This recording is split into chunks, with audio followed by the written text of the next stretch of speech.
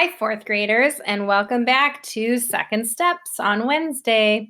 Today, we are going to review just a little bit about what we talked about last week, which was seeing things from more than one perspective or more than one point of view.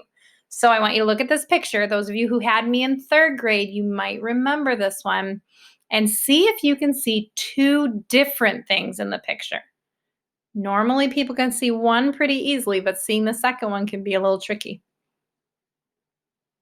You ready? So the first one is an old lady. And if you follow this line right here, this is her nose. And she's got a little wart on it over here. And this is her mouth. And this is her hair. And she has a feather in her hair. And she's wearing kind of like a hood or some kind of scarf or something. She's kind of looking down. This is her eye. And this is her other eyelash over here. Okay, that's one perspective. The second perspective, this is a very young lady. A very young lady. She's actually looking away from you. This is her hair, and she's got a feather just like the other lady, but this is her ear. And this is her eyelash and her nose, and this is her chin over here. And she's wearing a necklace. She's looking away from you. See if you can see both of those. So remember, we talked about how when you want to look at somebody else's perspective, you need to think, how might they see this same event? So we had the example last week of the birthday party, and one boy saw it as it was super awesome, and one boy was like, man, that was super stressful, and I didn't really enjoy it. Okay? All right. Today, we're going to talk about conversation and compliments, and both of these are excellent ways to meet new people and make new friends. And I don't know about you, fourth graders, but even I, as old as I am, still like to make new friends and meet new people. So these are excellent skills to have. So our learning targets are we can identify components of a successful conversation. So if I'm the only one talking, that's not a conversation and it's not successful, right? A conversation has to be a two-way street. And I can demonstrate giving and receiving a compliment. So to start, we're going to hear from a student named Derek, and he's got something going on at his school.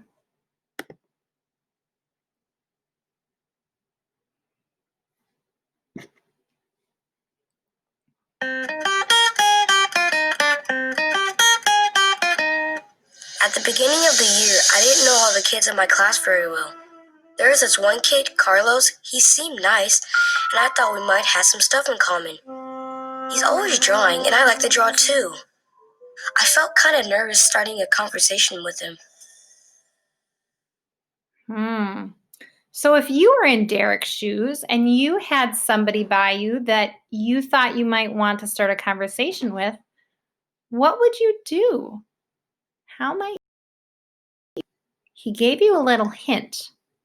They both like drawing. Wonder if you could figure out what he should do.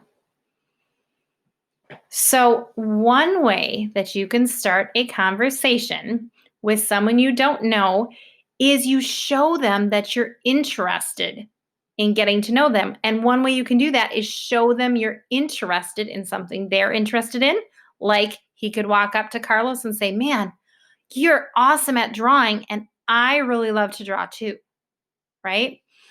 And another one is to give him a compliment. So like when I said, you're awesome at drawing, I don't know very many people, fourth graders, who don't like to hear a compliment, who don't like somebody to tell them something that they're good at or something that they like. So that's another idea for what he could do.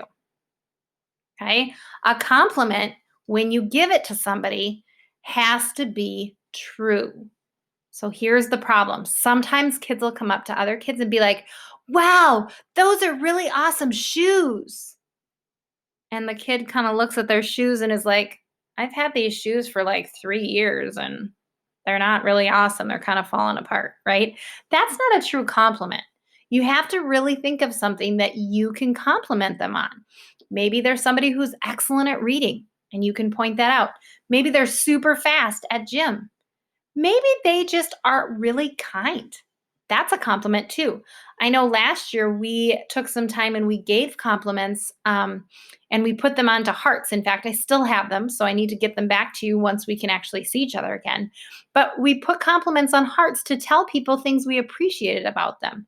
And it wasn't that hard to think of things for almost everybody in our class, right? There were a lot of things we could think of that were good about people, and it made everybody feel good. It makes you feel good to give the compliment, and it makes you feel good to get a compliment. All right, let's see what Derek does. He's going to make a conversation. Let's see if it goes well. Oh, I see it says watch for what isn't working. Let's see.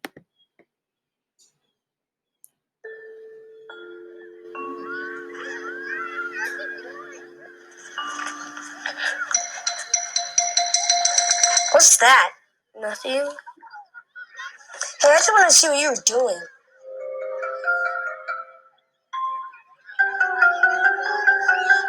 I like tacos. So?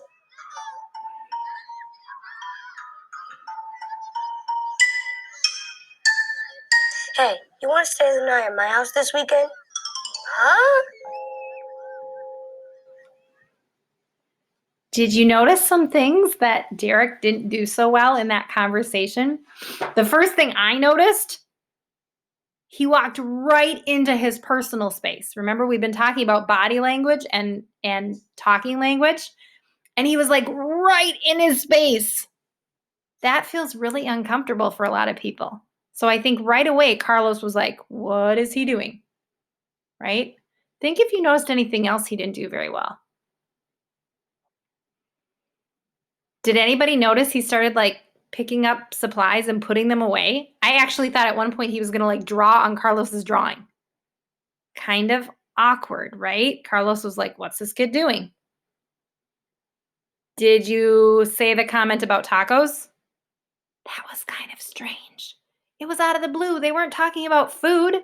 If you're in the lunchroom, great. You can say, I like tacos, but in the art room, maybe not, right? And how about the last thing? The big one. You want to come over and spend the night at my house? What? He doesn't even know him. He said he hardly knows anybody, and then he's inviting him to his house. That can seem very scary and uncomfortable, right?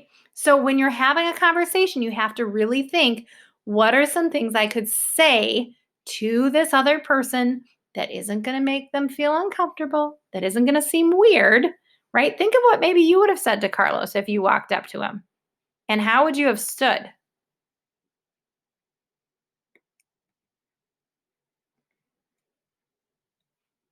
Think about it. I think one thing I would have made sure I did is I would have stayed a little further away from him, right? Okay, so here we go. We're going to watch the fix. Let's see what he talks about with Carlos this time. And I already noticed in the picture, he's sitting down with him. He's not standing over the top of him in his space. Let's see how it goes this time.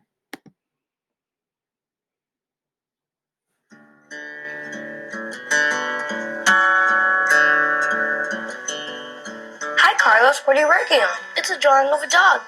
Wow, that's really good. I like the way you drew its face. Thanks. Do you have a dog? No, my mom's house is too small to have a dog. But my uncle has a dog. Oh, really? What kind? It's a German Shepherd. Oh, like police dogs. Yeah. I have a really good book about police dogs. I'll bring it to school tomorrow and show you at recess. Okay, thanks. Well, I'll see you later. See ya.